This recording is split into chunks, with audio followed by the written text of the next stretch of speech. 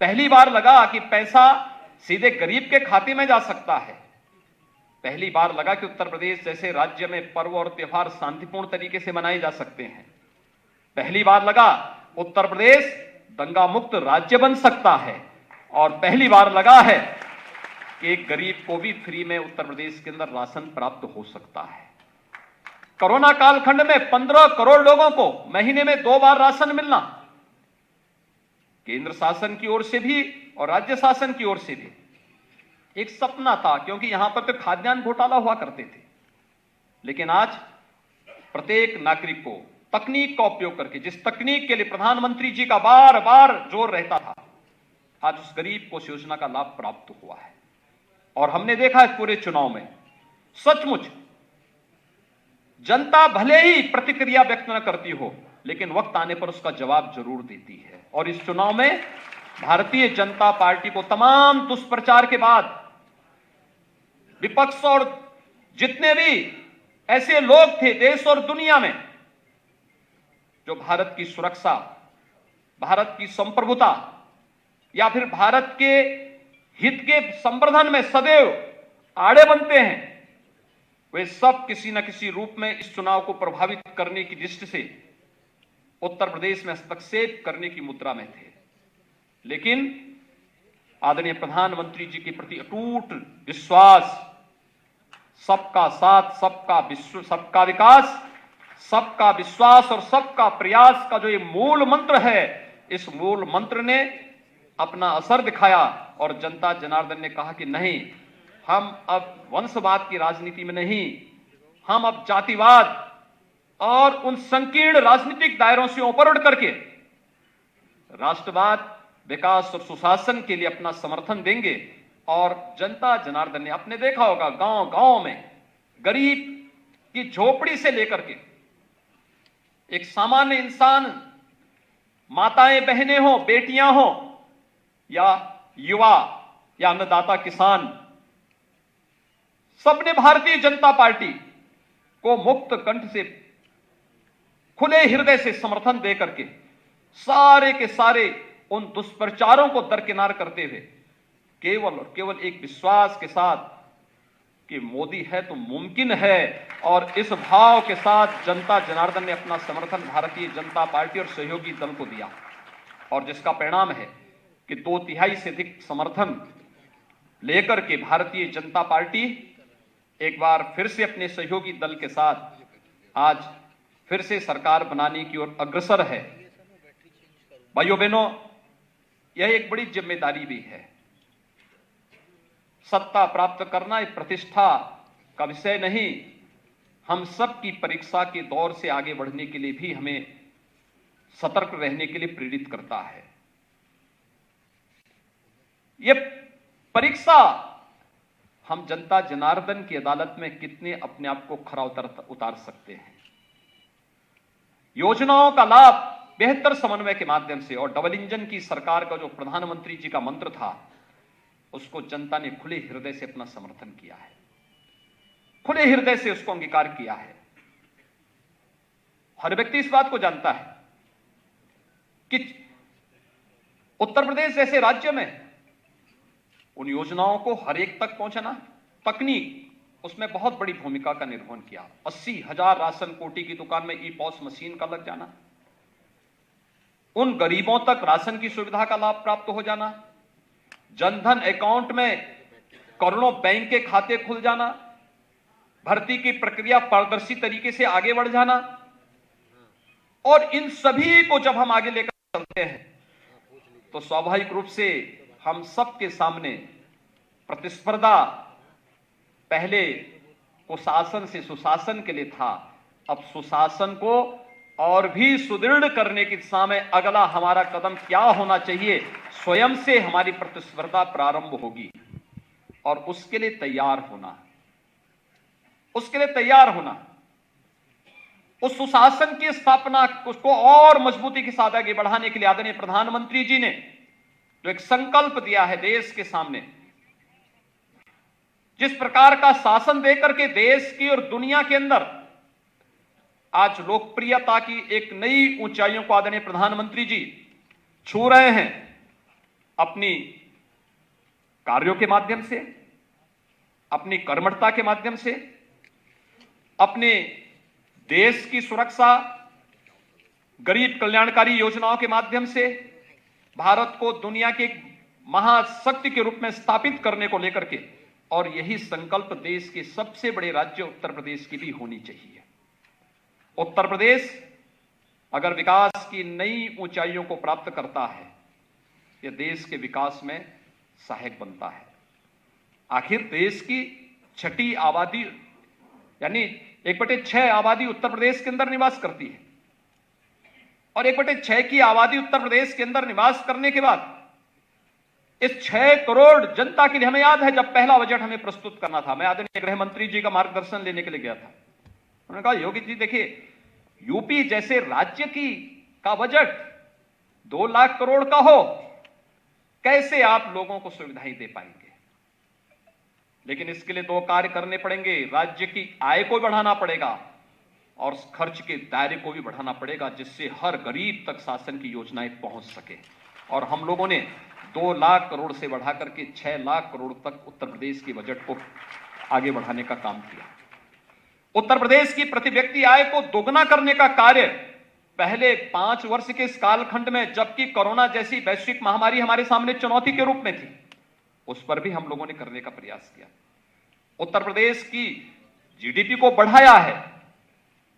ये दोगुने से ज्यादा हुई है,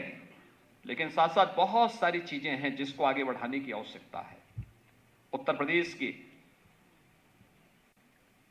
अंदर सुशासन की पहले कालखंड के इस कार्यक्रम को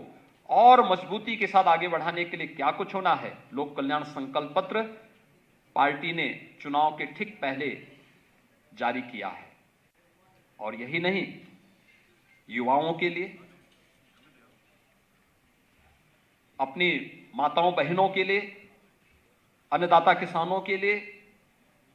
समाज के प्रत्येक तबके के लिए और उत्तर प्रदेश की जो पहचान है उस आस्था का सम्मान करने के लिए बहुत कुछ अभी हासिल करना बाकी है, जिसको और मजबूती के साथ आगे बढ़ाने की आवश्यकता है। जो अपेक्षाएं उत्तर प्रदेश की जनता जनार्दन की हैं, उन अपेक्षाओं पर, उन आकांक्षाओं की पूर्ति करने के लिए हम सबको प्राणपण से जुट करके काम करना होगा, मिलकर के कार्य करना होगा, एक टीम वर्क के रूप में काम करना होगा, मिलकर के एक सेवक के रूप में। एक देश के अंदर आदरणीय प्रधानमंत्री जी ने जो बात कही कि हमारी भूमिका एक सेवक की होनी चाहिए। हम शासन में आते हैं, मालिक बनने की भूल कभी न करें। एक सेवक के रूप में बहुत है, हम उस व्यवस्था के कस्टोडियन के रूप में हमारी भूमिका होनी चाहिए। पार्टी ने एक व्यवस्था दी, उस व्यवस्था के तहत हम उस कार्यक्रम को आगे बढ़ाएंगे। पार्टी की व्यवस्था होगी, उस व्यवस्था के तहत हम अपना योगदान देंगे और पूरी प्रतिबद्धता के साथ, पूरी ईमानदारी के साथ उसको आगे बढ़ाना, यह हमारा लक्ष्य होना चाहिए। उत्तर प्रदेश तमाम मामलों में आज अग्रणी राज्य के रूप में देश के अंदर उभर करके आया है। उत्तर प्रदेश को देश की नंबर 1 अर्थव्यवस्था के रूप में स्थापित करने के आदरणीय प्रधानमंत्री जी के उस संकल्प के साथ जुड़ने का समय हमारे सामने है, क्योंकि ये उत्तर प्रदेश के प्रत्येक नागरिक के जीवन में व्यापक परिवर्तन का कारक बनेगा और ये संभव है। मैं बार बार कहता हूं, उत्तर प्रदेश तो प्रकृति और परमात्मा का प्रदेश है, सब कुछ यहां पर है। और आज हम सबका सौभाग्य है कि दुनिया के सबसे लोकप्रिय नेता, देश के यशस्वी प्रधानमंत्री जी का मार्गदर्शन और नेतृत्व हम सबके पास है। वो उत्तर प्रदेश के काशी से स्वयं देश का प्रतिनिधित्व करते हैं और उनका मार्गदर्शन निरंतर उत्तर प्रदेश को प्राप्त होता है, संरक्षण प्राप्त होता है। उत्तर प्रदेश को कैसे अग्रणी राज्य के रूप में स्थापित किया जाए, इसके लिए प्राप्त होता है। और ये हम सबका सौभाग्य है कि हम इस प्रक्रिया के साथ, सेवा के इस मिशन के साथ जुड़ करके अपने को सौभाग्यशाली मानते हैं। और आज एक बार फिर से मुझे जब पार्टी ने यह अवसर दिया है, मैं यहां पर केंद्रीय पर्यवेक्षक के रूप में माननीय गृह मंत्री जी का, सह पर्यवेक्षक के रूप में राष्ट्रीय उपाध्यक्ष और झारखंड के पूर्व मुख्यमंत्री माननीय श्री रघुवर दास जी का हृदय से इस प्रक्रिया को आगे बढ़ाने के लिए और सर्वानुमति से इस राय को यहां पर व्यक्त करने में जो योगदान हमारे नेताओं का यहां पर प्राप्त हुआ है, इनके लिए प्रति हृदय से आभार व्यक्त करता हूं। मैं पार्टी संगठन का चुनाव के दौरान चुनाव के प्रभारी के रूप में माननीय श्री धर्मेंद्र प्रधान जी, संगठन के प्रभारी के रूप में माननीय श्री राधा मोहन सिंह जी, प्रदेश अध्यक्ष के रूप में श्री स्वतंत्र देव सिंह जी, प्रदेश संगठन महामंत्री के रूप में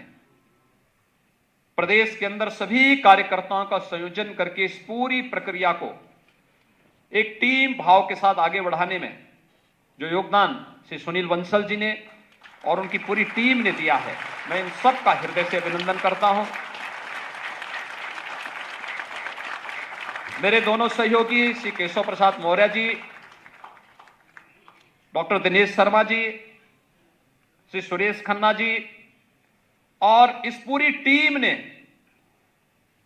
मेरे मंत्रिमंडल के जितने सहयोगी थे, जिन लोगों ने पूरी ईमानदारी के साथ, पूरी प्रतिबद्धता के साथ इस अभियान को आगे बढ़ाने में अपना योगदान दिया। संगठन के केंद्रीय मंत्रीगण थे, केंद्रीय पदाधिकारी थे, देश के अंदर प्रवासी कार्यकर्ता थे, विस्तारक थे, उन सब का भी मैं हृदय से इस अवसर पर आभार व्यक्त करता हूं। आज मुझे फिर से जिम्मेदारी पार्टी ने दी है और मैं इसको पूरी मजबूती, मैं इस बात का एक बार फिर से वचन देता हूं कि पार्टी ने जो मुझ पर विश्वास किया है, हम लोग कभी भी बिना डिगे, बिना झुके, बिना थके और बिना डिगे आदरणीय प्रधानमंत्री जी के विजन के अनुरूप उत्तर प्रदेश की 25 करोड़ जनता को जनार्दन मान करके उनकी सेवा के लिए पूरी ईमानदारी के साथ, पूरी तत्परता के साथ, पूरी प्रतिबद्धता के साथ हम जनता जनार्दन की सेवा के लिए अपने आप को समर्पित भाव के साथ कार्य करेंगे। और पूरा विधायक दल, भारतीय जनता पार्टी और सहयोगी दल, हमारा पूरा विधायक दल इस पूरे अभियान का साक्षी बने और इस अभियान के साथ एक टीम के रूप में काम करता हुआ दिखाई दे, उसके बेहतर परिणाम और भी अच्छे ढंग से आ सकते हैं। कोरोना कालखंड में चुनाव संपन्न हुआ है, एक बड़ी चुनौती थी और फ्री में वैक्सीनेशन के कार्यक्रम को जिस रूप में उत्तर प्रदेश ने प्राप्त किया है, हम इसके लिए आदरणीय प्रधानमंत्री जी के आभारी हैं। देश के अंदर 175 करोड़ वैक्सीन की डोजेस लगी हैं और उत्तर प्रदेश में अब तक लगभग 29 करोड़ 70 लाख वैक्सीन की डोजेज अब तक उत्तर प्रदेश के अंदर प्राप्त हुई हैं। थर्ड वेव पूरी तरह समाप्त हो चुका है, लेकिन हमें फिर भी सतर्क रहना होगा। कोरोना कालखंड में इस सदी की सबसे बड़ी महामारी के दौरान जो उत्साह आप सबके प्रति, पार्टी की इस पूरे अभियान के प्रति जनता जनार्दन ने व्यक्त किया है, मैं उत्तर प्रदेश की जनता जनार्दन का इसके प्रति हृदय से अभिनंदन करता हूं, हृदय से आभार व्यक्त करता हूं कि उन्होंने चुनाव प्रचार में और पूरी प्रक्रिया के साथ, पूरी मजबूती के साथ भाग लेकर के इस पूरे अभियान को आगे बढ़ाया है। अपने दोनों सहयोगी दल, अपना दल है और निषाद पार्टी, अपने इन दोनों नेताओं का, इनसे जुड़े हुए सभी पदाधिकारी और कार्यकर्ताओं का भी हृदय से मैं धन्यवाद करता हूं, जिन लोगों ने इस पूरी प्रक्रिया के साथ भारतीय जनता पार्टी के साथ कदम से कदम मिलाकर के चुनाव जिताने में अपना योगदान किया है। मैं एक बार फिर से भारतीय जनता पार्टी, विधायक दल और हमारे सहयोगी दल ने जो आज फिर से मुझे ये जिम्मेदारी दी है, मैं पूरी ईमानदारी के साथ, पूरी प्रतिबद्धता के साथ इस दायित्व के निर्वहन करने के लिए आपके साथ मिलकर के कार्य करने का पूरा प्रयास करूंगा। आपका एक बार फिर से मैं आदरणीय गृह मंत्री जी का, आज के इस केंद्रीय पर्यवेक्षक के रूप में माननीय गृह मंत्री जी, सह पर्यवेक्षक के रूप में माननीय श्री रघुवर दास जी का मैं हृदय से आभार व्यक्त करते हुए अपनी वाणी को यहीं पे विराम देता हूं। धन्यवाद। जय हिंद। बहुत बहुत धन्यवाद।